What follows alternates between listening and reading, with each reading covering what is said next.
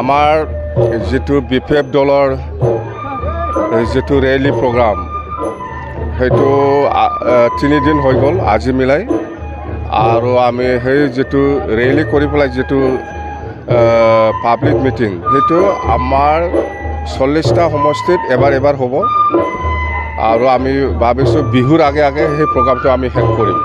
ইয়াৰ পিছত আমি আকৌ সমষ্টি ৱাইজত বুথ লেভেলত আমি মিটিং কৰিব।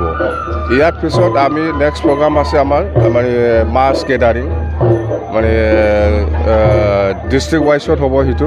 এনেকুৱা প্ৰগ্ৰাম লৈ পেলাই আমি আমাৰ BPF দলটো কেনেকৈ মজবুত কৰিব লাগে সেইটো লাইনত আমি কাম কৰি যাম।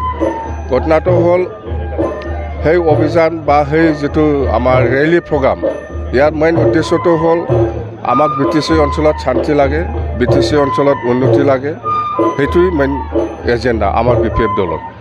আৰু আমি অহা 2024 চনত যিটো MP নিৰ্বাচন হ'ব ইয়াত আমি BPFে কোনো দলৰ লগত মিত্ৰতা নকৰি পেলাই আমি খেলিম বুলি আমাৰ ডিচিশ্যন হৈ গ'ল। এনেকুৱা আমাৰ প্ৰগ্ৰামটো চলি থাকিব ডেইলি মানে 2টা সমষ্টিত আমাৰ যিটো ৰেলী প্ৰগ্ৰাম সেইটো কণ্টিনিউ হৈ থাকিব। এইখিনি প্ৰগ্ৰাম ৰাইজৰ সহায়টো খুব পজিটিভ। যোৱাকালি ওদালগুৰিটো আমি কৰিছোঁ, খুব পজিটিভ। আৰু 13 তাৰিখত ফাৰ্ষ্ট প্ৰগ্ৰাম যিটো কোকৰাঝাৰত হৈছিলে সেইটো খুব ভাল। আজিও চিৰাঙত 2টা আছে, খুব ভাল। মুঠতে পজিটিভ ৰেছপন্স আমি পাব্লিকৰ পৰা পাই আছোঁ। নিৰ্বাচনৰ লগত কথা নহয়, আমি জাষ্ট কৈছোঁ নিৰ্বাচনটো আমি কাৰো লগত প্ৰতিদ্বন্দ্বিতা মানে এলায়েন্স নকৰি পেলাই আমি নিৰ্বাচনটো খেলিম, সেই কথাটো কৈছোঁ। বেছি দিন নাই, MP ইলেকশ্যন আহি আছে।